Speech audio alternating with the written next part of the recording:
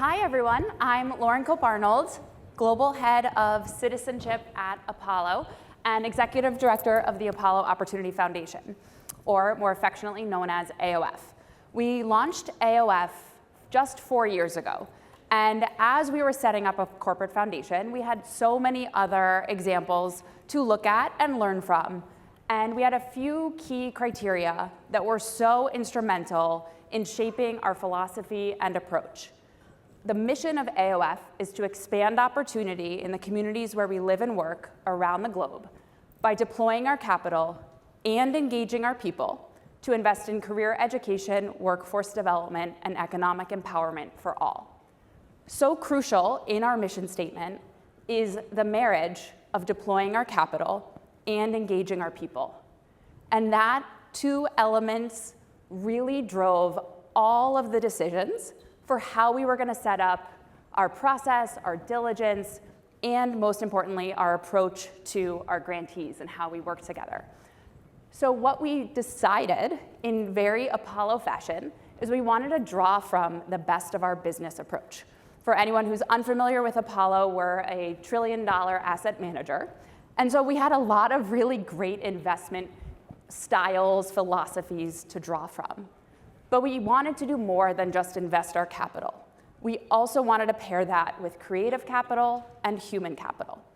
And that led us to borrow from our investment teams this idea of an AOF deal team. So historically, Apollo started as a private equity firm. When they would work with a portfolio company, there was a deal team of investment professionals who would really work to maximize the return of that investment. We, from a philanthropic standpoint, leveraged that exact model to create AOF deal teams. And we believe that AOF deal teams are what is going to allow AOF to be distinguished in the corporate philanthropy landscape. So what is an AOF deal team? It's a group of 5 to 10 employees from different titles, businesses, geographies, who work incredibly closely with our 28 grants that are currently in our portfolio. Each one of our grants, we've got 3 incredible organizations here today, each grantee gets their own deal team. And that deal team is made up of a partner, which is the senior most title at Apollo. There's also an admin who helps leverage all of the meetings and the event planning, and then a mix of incredible colleagues who are dedicating so much time to invest and advance the missions of our partner organizations. And so we felt like we were onto something, and we didn't want to keep it to ourselves. So we commissioned FSG, a leading independent social impact advisory firm, to look at this model and say, what impact does it actually have? We think there's something special there, but we want to learn, and we also want to share. And I can go on and brag about how great I think our AOF deal team model is, but I'm much better served by asking Wendy, Reuben, and Kelly to share their example of getting to work with Apollo colleagues through our unique AOF deal team model. This really reinforcing model where we have employees and we have nonprofits. And as they work together, employees are getting professional development. They are getting training, they are getting reps, they are getting leadership by working with each of your organizations in a way that they may not be getting from their day job. And on the flip side, what we'll hear from Wendy, Reuben, and Kelly is that the organizations are getting so much more than the check. We do believe that the financial investment, and we always give general operating support, we believe that is so important. But we actually think the greater value is coming from these AOF deal teams and the work that they're able to contribute to each of the grantees through their commitment.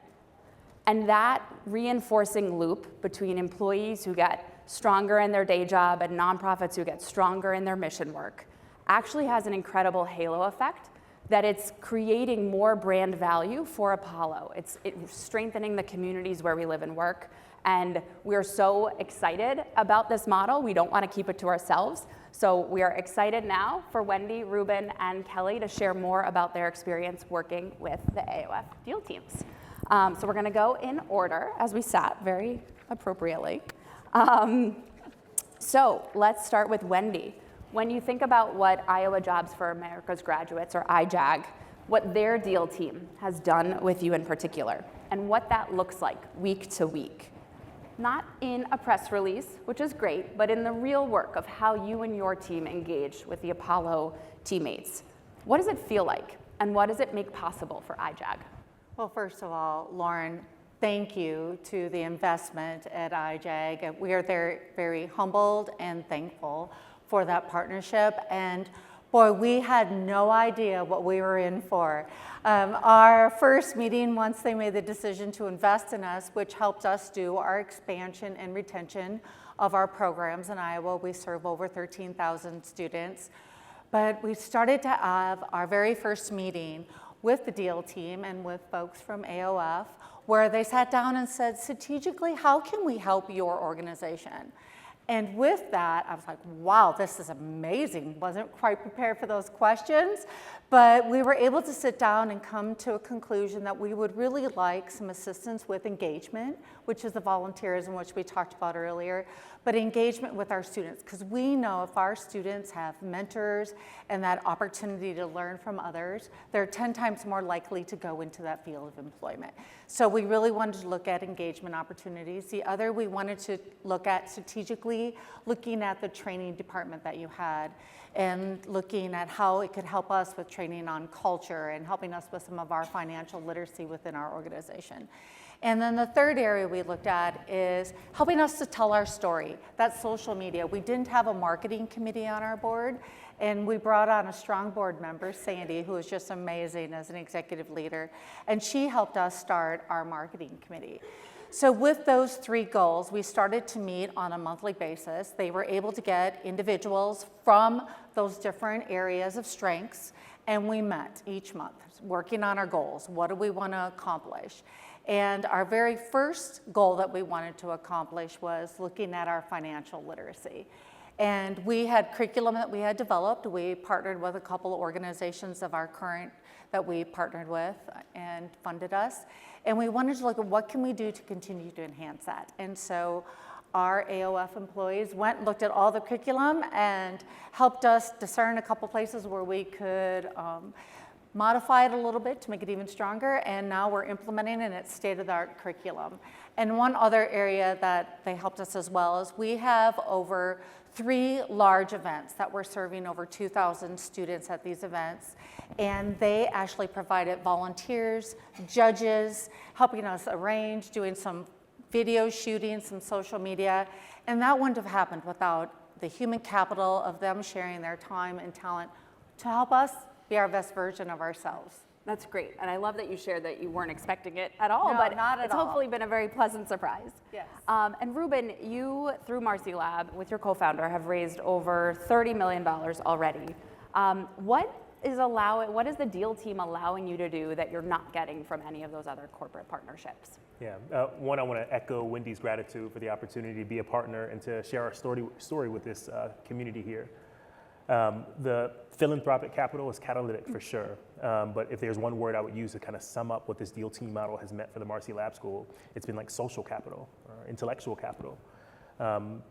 Yes, the student in volunteerism has been engaging and meaningful, and we're proud to say that we now have students from our school who are going to be working at Apollo as technology analysts this summer. But one of the things that I didn't expect was just how impactful it would be to have a cohort of Apollo employees from all areas of the business wrapping their hands around the Marcy Lab School. What it's created is this kind of like this reinforcing effect where everyone feels a sense of investment in what we're doing and are finding ways to pull in other colleagues to help us do our jobs better. And so, tangibly what that has looked like is senior champions from across the firm. I've gotten a chance to meet the CFO, the CTO of a $1 trillion asset manager, someone who will respond to the Marcy Lab School's calls and help us figure out how to do our work better. Our board of directors has expanded with a global head of M&A and reinsurance at Athene. It's, I think about why this is so important, and it's because I'm from a generation of nonprofit leaders in New York who came into this work because we were proximate to the problem. And we think that the fact that we have such a deep connection with the communities is what allows us to do our work better. But one of the challenges that comes with this is in a city like New York, it takes resources and it takes connections to do that work well. And Apollo being one of the most impactful asset managers in the world, like pouring into us and giving us access to connections that we otherwise wouldn't have been able to create for ourselves, has meant that Marcy has been able to expand in ways that we wouldn't have imagined before this partnership. Yeah, I think you all could say your Deal team members are the greatest internal champions and cheerleaders for each of your organizations, getting more and more of the entire Apollo team to rally behind your work as well. And I'm also realizing each of you have found a board member through these relationships and the trust and the closeness that is built. So I love that. Kelly, you and the Honor Foundation work with a very special population that many times corporations don't know how to engage with. How has this partnership taught you anything about what a great funder relationship can be and how it might inspire others working to help special operation forces transition into the corporate world? Yeah, the partnership with Apollo and the Honor Foundation has really redefined my expectations of what a successful corporate funding relationship can look like. I've spent nearly 30 years in the for-profit and nonprofit sectors, and so I've seen a lot of philanthropic models, and most of them, quite frankly, are more transactional in nature. And this was surprising because when we first approached it, I thought it might be the same, and it's been anything but. I am a member of the special operations community. I'm a spouse of a retired Navy SEAL officer who served over 25 years, and so this mission's very personal to me.